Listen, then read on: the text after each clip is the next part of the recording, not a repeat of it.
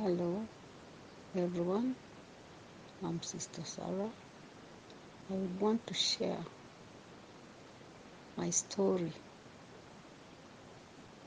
which will be an encouragement or it's going to help each, most of you, or rather many of you.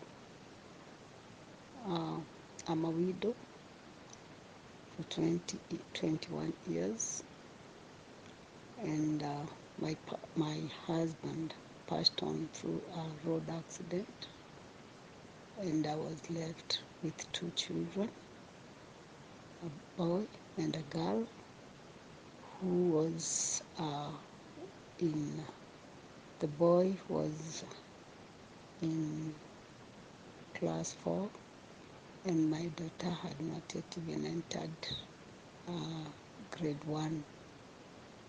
But after that, it wasn't easy for me. When my husband was out there in his business trip, we had plans of visiting the capital. He wanted to take me out. We'd be together, for his business was going around selling, marketing spare motor vehicle spare parts. So that time, after a whole week without the family, we used to talk on phone every day.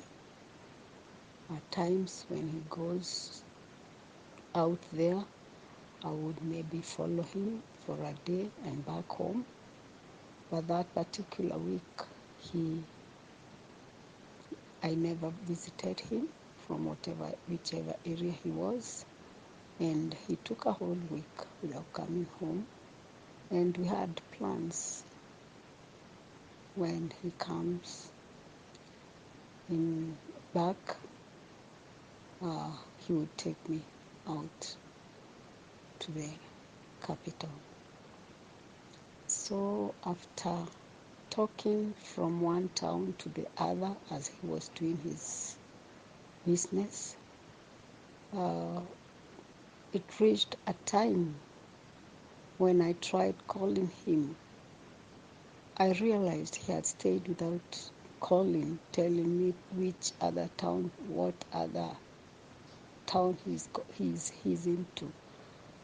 So I tried calling him, but there was no answer. I could not understand why, because the last time we talked, he was not far from our town. So I tried calling again and again, and there was no answer. So after that, a group of people from church where I was fellowshipping came. There were about 4 ladies. They came,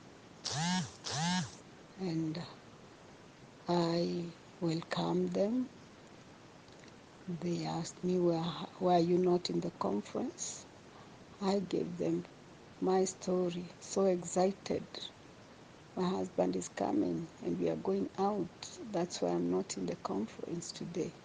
You see, my bag is packed, waiting for him. Then, because they were sent by our bishop to come and give me news that there has been an accident, and my husband was in that accident, they could not tell me because I was so excited telling them the expectations I have for seeing my husband. He was a good man. I loved him so much. So they went back to church, and when they went back to church, they told the bishop, we cannot tell Sarah about the husband because everybody knew us.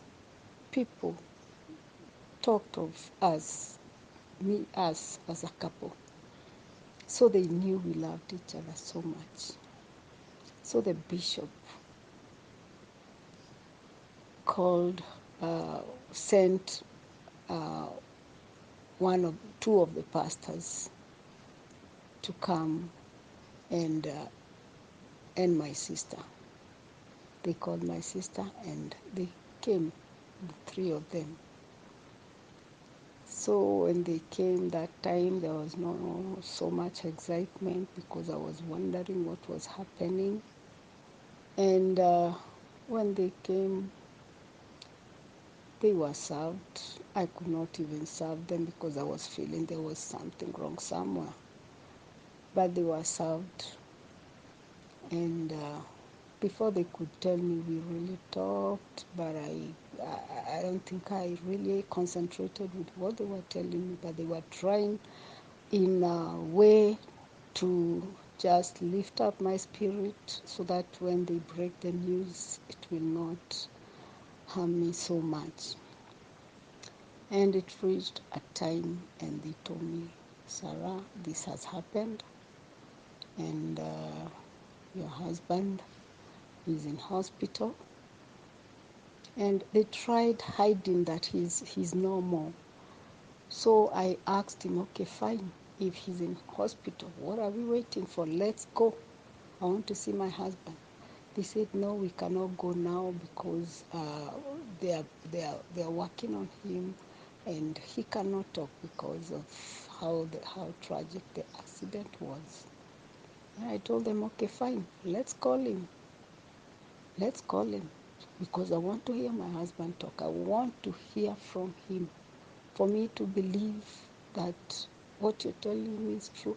I need to hear his voice. So they could not know what to tell me because they knew he was already dead. He was not even in hospital. He was in the mortuary. And when I told them that I need to hear from my husband, they were giving me other stories. I just walked out and I started going towards the hospital, which I did not even carry money. I did not call any taxi. I just started walking, and it's far from my place. They were told I'm out there walking, going to the hospital. They came for me. They brought me back, and they prayed with me, talked with me, and people started coming in. And surely I knew there was the death, that it's true. Something bad has happened. I was asking my pastor, no, my husband he's not dead. He cannot die. No, people die, but not my husband. He cannot die. But they told me it's the truth. That is what has happened. Now they gave me the story, how it was. A truck, a big truck was coming towards him and it was overtaken. And when it was overtaken, there was another truck which was coming. So the truck which was coming from his side came, hit him from the side. It was so, it was so hard to an extent my husband was pulled out through the windshield. He fell before his car and the ribs which were broken went straight to the heart and he was normal. It wasn't easy for me. The church took everything, the burial, everything. And after the burial, now there was that reality of knowing that my man is normal. And as I tried, as I was praying, I was used to praying for him. So I could pray for him and remember, oh, this man is no more. And it wasn't easy for me. Actually, it took years for me and my children to just look at his picture or talk about him.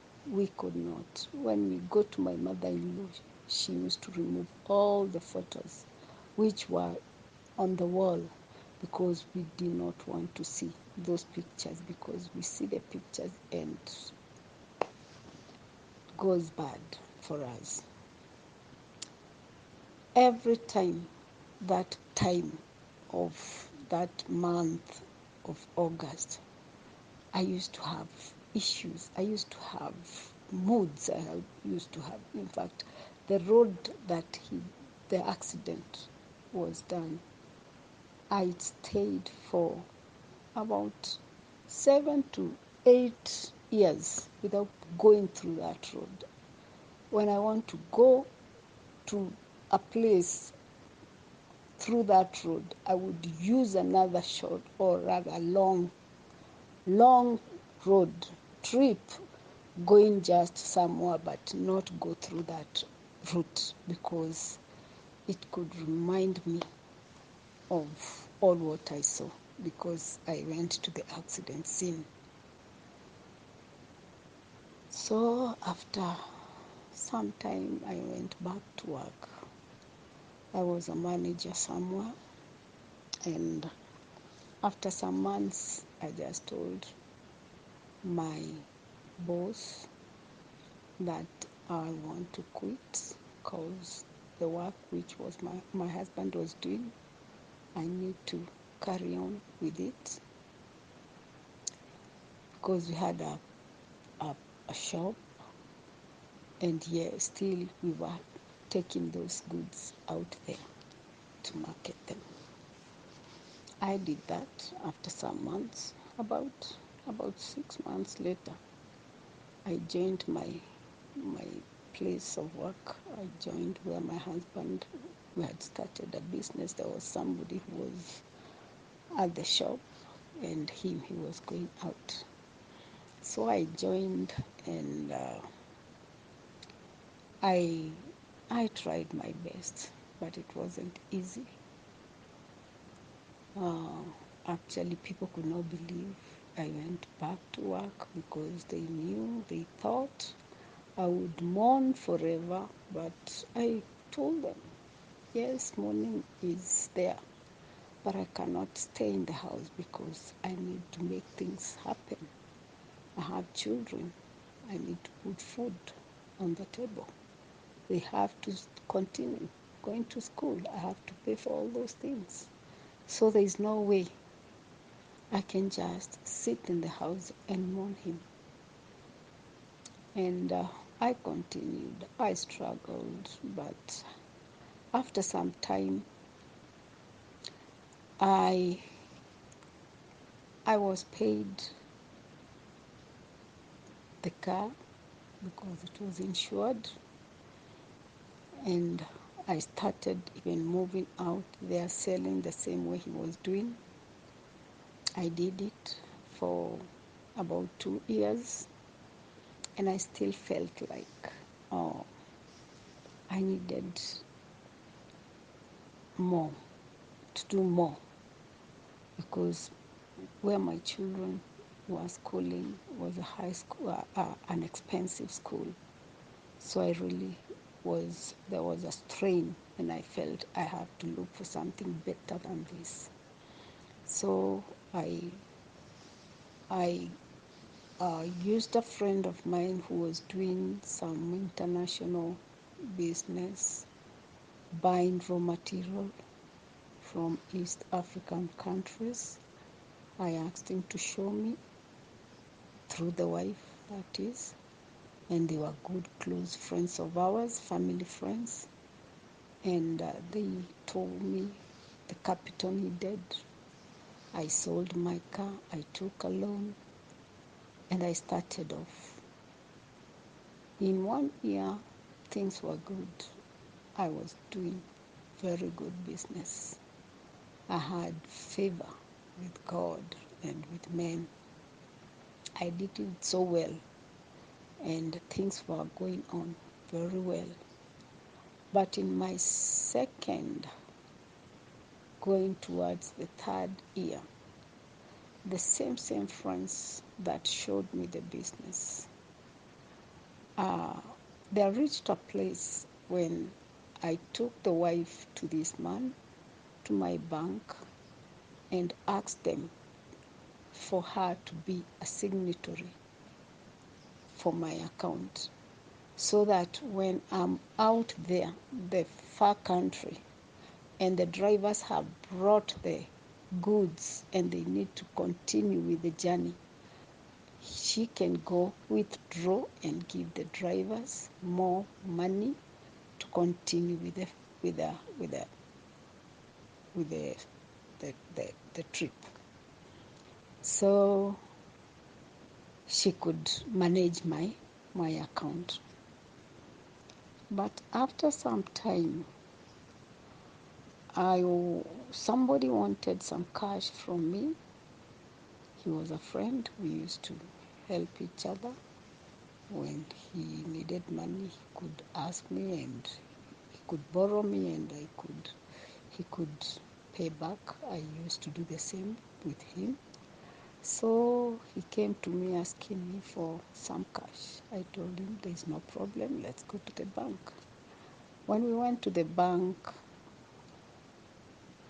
the cashier asked me if I'm sure of what money I have in the account. I told him, yes, I know I have good money in my account. But he uh, brought the screen to me, showing me what was in the account. And I could not believe my eyes, because it was showing there is no money. And I knew there was about $1 million in my account. And I was shocked and told the friend, just come. I called the lady. I asked her, what's up? There's no money in my account. And I know there was money. Where is the money? No, I took the money. It's in the house, because I knew when you come from Tanzania, you will need like some cash. So instead of going to the bank, I just withdrew before you came in. I told him that, why should you do that? And at times I come, I rest for a week. So why staying with the money in the house? And she gave me some excuses there. Now after following up, I need my money back in the account. I need to give this man something. There is something that he needs, money, and I want to give him. She told me, no, I have some cash here. I can give. How much is it? No, 30. He was given 30. Then I told her, okay, the rest, why put in the house? And you have young men who like clubbing and everything. They will just touch the money and use it. How will you know that they're not using the money? So she said she's going to return, but there was no money. The husband had gone to the coast to look for a lorry so that they can buy a lorry, and they were using my money. It wasn't easy for me. It wasn't easy for me, because I was left with no money. They said there was no money. They've used the money. They will return the money, but nothing happened. So I just told her, we love each other. We know each other since childhood, and the respect I have for you as a couple, I will not take you to court. I'll just leave it to God, and I know God is faithful, and He'll see me through. I just left it at that. In fact, I stayed in the house, in my bedroom, for 2 good weeks. 2 good weeks, not going out, not talking to anybody. I switched off my phone, and it wasn't easy. My mom came. She was with me. She talked with me. She called my sisters, please talk to your sister because even she has no appetite and she's just quiet, not talking to anyone. And one of my sister came, we prayed together, we talked, and after some time I felt I should leave the room and do something. I had some people who had money. They had not finished paying them, the paying me. The goods had delivered. So I went to a place called Thika. I asked for the balance from an Asian. He gave me a check. I came with that money. I paid off a loan that had remained. I had not yet finished my loan, so I paid it off and asked for more, for another loan. And I continued with that. I started now doing the business alone without him. But after some time, uh, the raw materials I used to go pick from those countries. One of the countries opened up a factory in our country, which they were selling at a cheaper price. So it was hard, very hard for someone to go out of the country, get something, and then you find the same product is cheaper here in Kenya, more than what you're getting in those other countries. So I decided to stop that business, and I got back to my shop, and I stuck over there for some time. After some time, I remember I was telling God, it is not well. I need you to intervene because my children, they have to have education to where they want to reach. And I gave a seed to a branch of TB. Was it called TB and TV? It was from the US, and they had some branches or agents, something to do with that. And I gave a seed. When I gave a seed, I trusted God that something good will happen. And within 21 days, a boss of mine had worked somewhere for 9 years, called me and told me, Sarah, I need to see you because I want to open my business and I want you to be my manager. You worked for me. It was perfect. It was good. But he had left. He had gone to the UK. So he came, opened the business, left me with it to continue. Then he was coming after some months just to see how business is.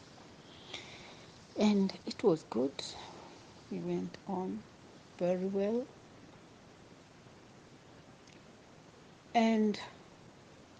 But I really suffered.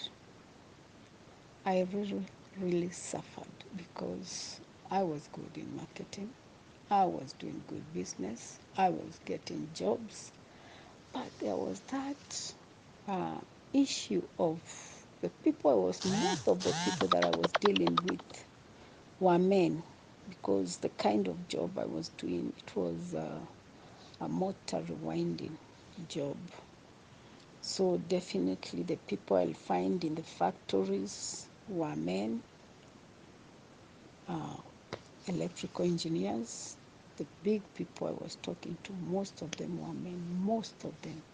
So there was that problem of now the person wants more than business.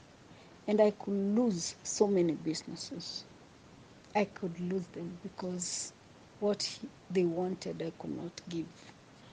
But even if I lost those businesses, I could find favor with others, and I could still continue, and I was doing fine. So it reached a place.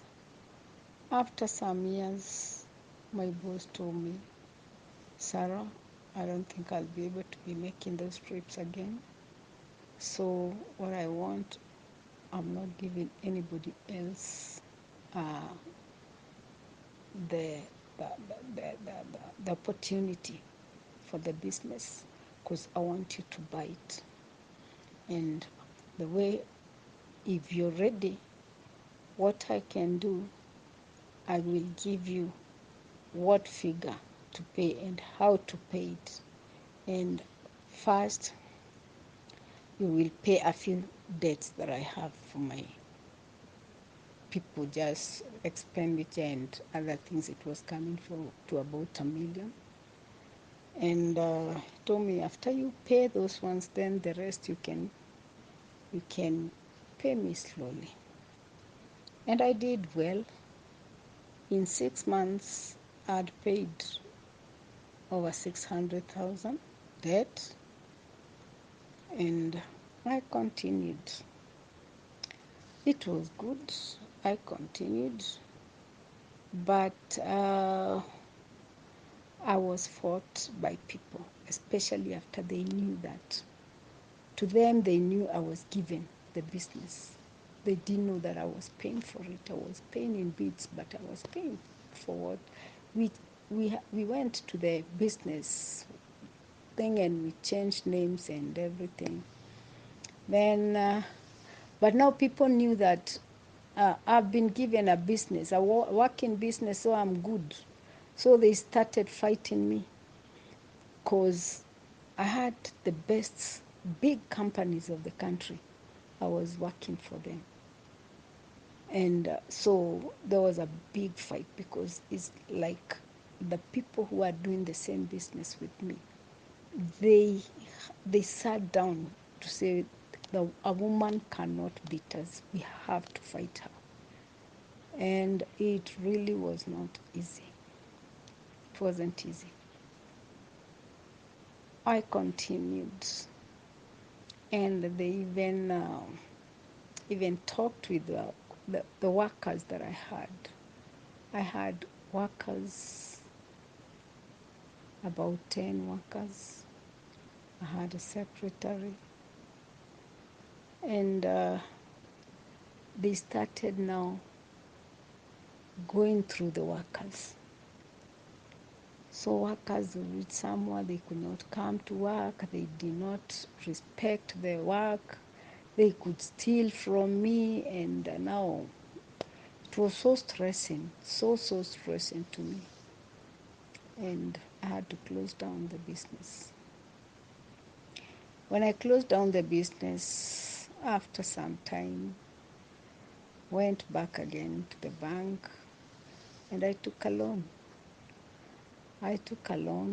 And I started a business, which it was online. I called my son, who was working somewhere in Nairobi, the capital, and I called him with the wife. They had one child.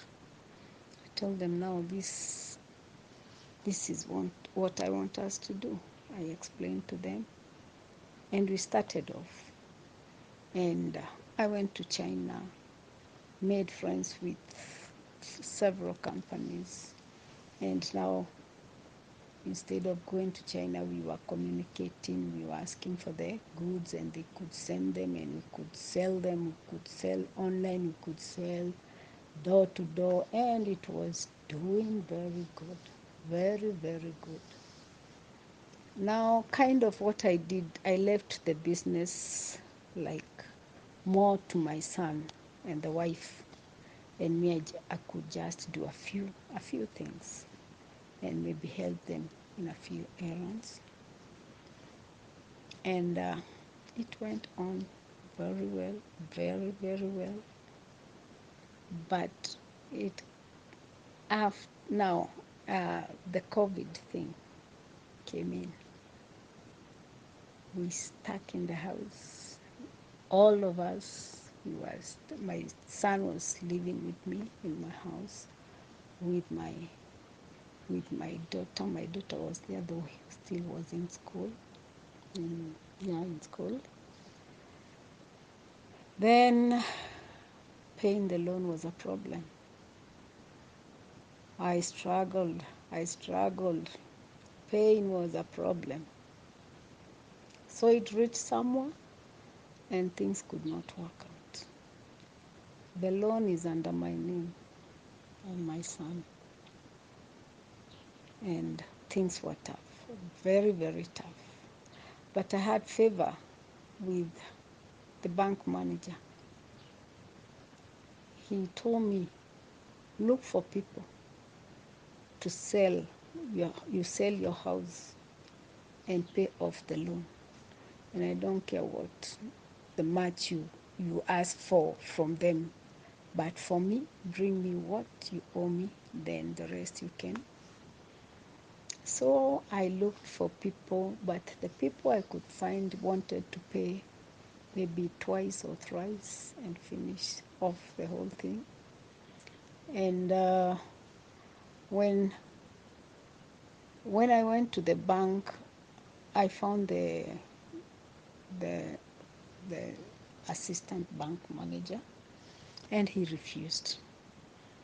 So I really struggled because no one had the whole amount to pay off.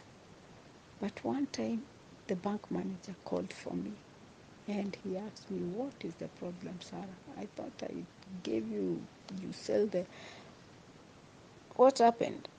So I told him, I've tried coming to see your assistant, telling him that the people who want to buy, they are asking for if they can pay in bits.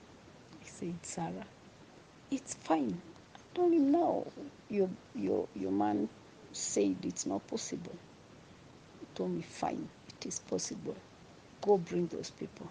Whoever the person is, let him come, agree with us.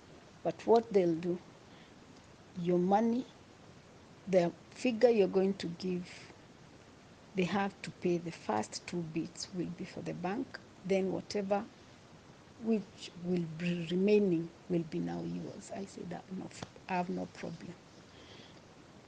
So later, I got someone, but before I could take the someone to the bank, the assistant manager had already brought a friend of, I guess, his friend, the same tribe, from another town, and they found me in the house and told me, now your time is gone.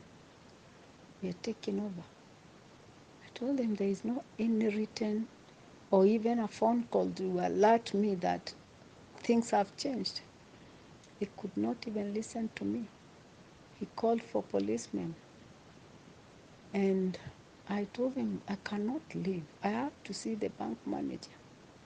But they could not allow me to. They told me, you have to go out. And they called for policemen. Now policemen with guns. What else can one do? I had to leave. I was helped by friends. The ones who had cars. They came with their lorries, packed my things. Where to keep them was a problem. Others gave me their stores. And that is it. That is what happened. But all in all, God was with me. God was with me. After after a few months, I fell sick. I was very, very sick. Okay, my children thought that it was depression or something, but I think I was very strong. That was not the problem, but it reached somewhere where I could not leave even the house. I could not leave even my room. My daughter-in-law and my daughter were the ones who were helping me even to go to the bathroom. It was bad. And mind you, it was that time when there was COVID. So even going to hospital was no. But it reached somewhere and I had to go to hospital. I was taken to hospital. They checked me, the blood, what. And they found the problem. And they gave me medicine. And they told me, don't get used to this medicine. It might mess your brains. Wow. So me and my daughters, my daughter-in-law and my daughter, they told me, Mom, you're going to pray, we're going to trust God, and I believe with all my heart that God will do something. And they started praying. They even fasted. I took those medicine for about a week, but the following week I could sit. I could at least I could have baby steps to go to the kitchen, go to the bathroom. At least I could do something. And I never went back for more medicine, and I even was able to go to church. And when I went to church, I even went for prayers. I told my bishop, this is what had happened for those few months you haven't seen me. And okay, that time people had started going back to church, but you stay with keep distance. When I went to church, I prayed. I gave a seed for Thanksgiving, and after that, I'm good, and I bless the Lord. Hope this will encourage somebody that God will never leave you nor forsake you.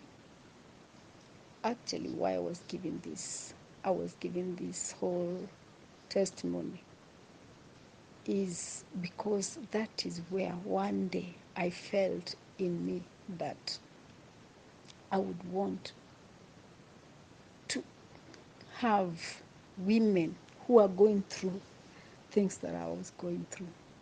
Women who have been left by their husbands through accidents, through sickness, and they passed on. Others were told to leave after the husband is dead. Leave with your children. We don't need you here. There is one lady who was married, and the husband passed on, and before he passed on, the father-in-law had already given them. The man had inherited a piece of land from the father, and they built a very good house. But after the husband passed on, after some months, some years, I guess, the mother-in-law told the lady, I need my piece of land. So you better lift up this house and leave my piece of land. That meant you just go, because there is no way you can lift up a house which is built a good house. And so the lady had to live with her children. So some things made me feel in my heart that I would one day want. I even started dreaming, preaching, encouraging ladies, young women, old women, but just talking and helping them in whatever way I would, physically, socially, economically, in every area, the best that I could, with the little efforts that I had. So that is where I am now. It was something that happened, that came to me like about 17 years ago. But I thank God I can see something is happening. And I thank God because I believe with all my heart that the much I've done, it is not by my might, it is not by my power, but it is God Himself who is taking me from one step to the other, one level to the other. And I thank Him for this far. He's been faithful. I'm always happy when I see a woman smile. I'm always happy when I see I'm encouraging a young lady that the husband has passed on. I'm encouraging her. I am showing her, let me tell you, don't be carried out by men out there, showing you that they are going to help you, showing you that they are going to stand with you, but they are lying to you. They just want to misuse you and dump you because they are coming to you and yet they are married. They just want to show you that they care, but they don't care. What they want is you. And after some days, after some months, you're out. So that is what made me tell God that give me that chance of talking to women, widows, single mothers, and all. And I've seen God work in my life. Thank you so much.